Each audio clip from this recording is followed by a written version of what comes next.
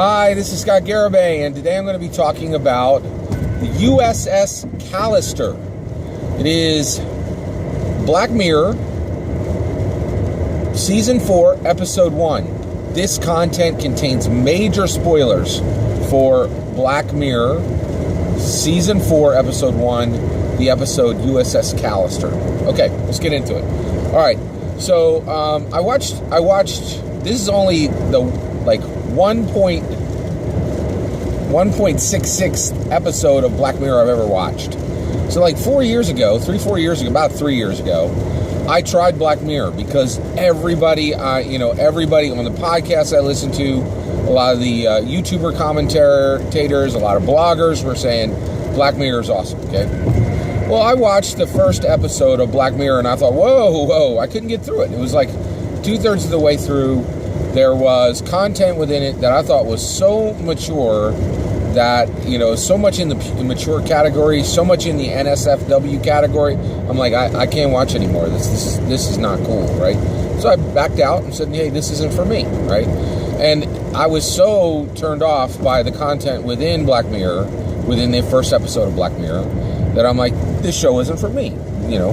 People can go ahead and watch that. It's not content for me.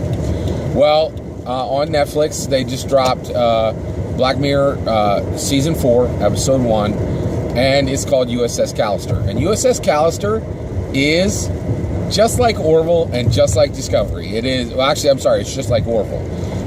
So USS Callister, the episode of Black Mirror, is exactly like Orville.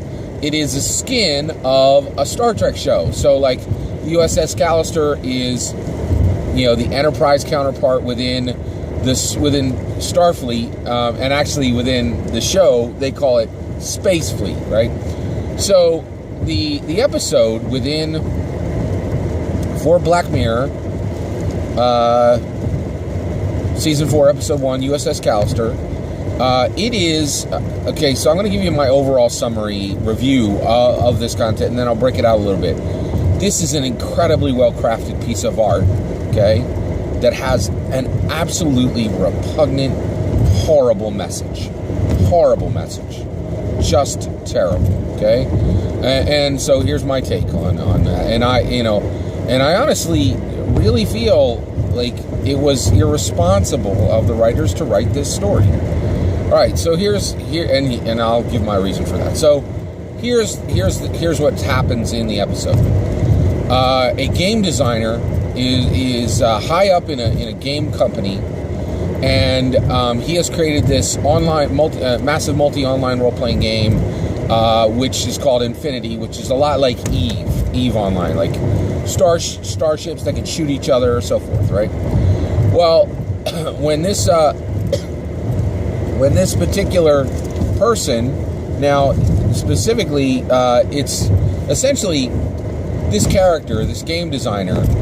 He is actually he's actually the CTO, like the chief technology officer in this company that creates this Infinity game, right? So basically, he creates this Infinity game. He makes a ton of money, and he has a real nice New York apartment. But when he goes home at night, what he does is he has gotten DNA from at least four of his coworkers. And they have taken that DNA, and he has taken that DNA, and he has modeled his employees in his own instance of his massive multi-online role-playing game, and he has created Space Fleet, which is a skin of Starfleet, and the USS Callister is essentially a skin of the Enterprise. Okay. So within this, and every night when he goes home, he goes into this world, right? Well, within this world, he's a god. He's literally a god. He controls the lives of all of these characters, right? So basically, at that point, it's this game designer, and I'm going to call him Faux Kirk because that's what he is. In the game, he's Faux Kirk, right? He styles himself as Kirk, and then the other employees who are in the game that he's modeled by using their DNA to put them into the game as non-player characters is essentially, there's a new girl who's come to work where he works, so essentially She's and then there's and so basically I feel like she was like a faux Troy, right? But then there's also a faux Uhura and there's a faux Spock, right? And they all have counterparts for their, for his regular job, right? Well, now this is where this. Now, actually, I just want to take a minute, right? Jesse Plemons, Kristen Melody. There was, they're the main two actors in this, and they did a fantastic job. Just really, really great.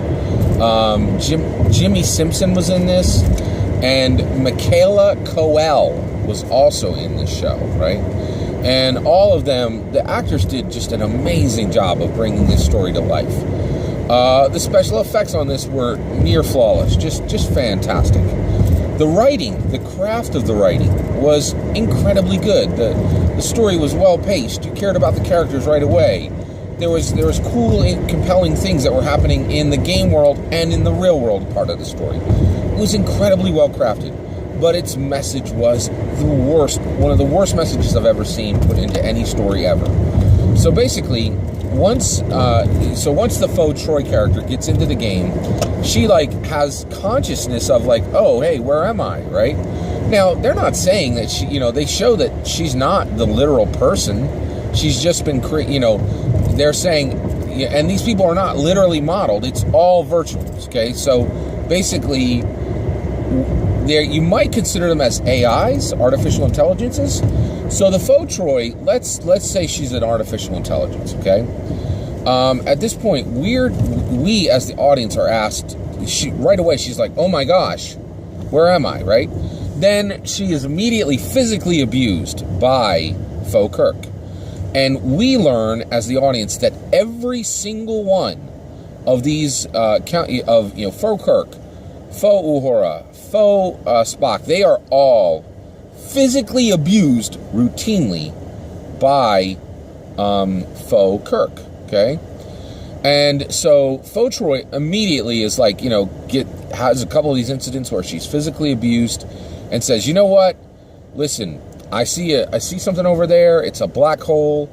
If we can, rewrite, if we can make some changes in the code, then what we could do is we could take this spaceship and we could fly it into a black hole, and it will delete each of our circumstances. It'll delete each of our artificial intelligence instances. And they're not even referred to artificial intelligences in the show. She's just saying, if we fight hard, and we fight Faux Kirk, if we join together, we can all cease to exist. And I was like, cease to exist? Are you kidding? Right? And and this is the story. And I was like, oh my gosh, that is bad, man.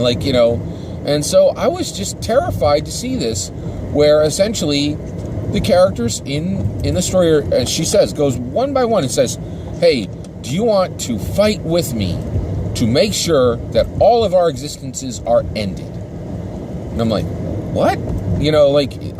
Are you kidding? Right? So all of these characters are presented to us as smart, intelligent people, and then we're supposed to get on board that because they're physically abused, they should all end their lives immediately.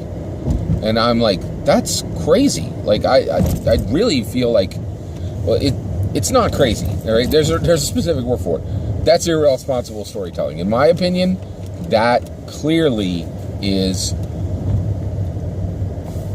giving someone and saying there's a benefit to suicide, and that I feel like fiction does not remove the responsibility we have as human beings to one another. And I don't think any story should ever tell anyone, hey, if you're physically abused, you should end your life. That is an incredibly bad message. It's an incredibly bad message, okay? So, to me, life should have the code of 3 Fs. Forever, fight or flourish, okay? There's nothing wrong with fighting, right?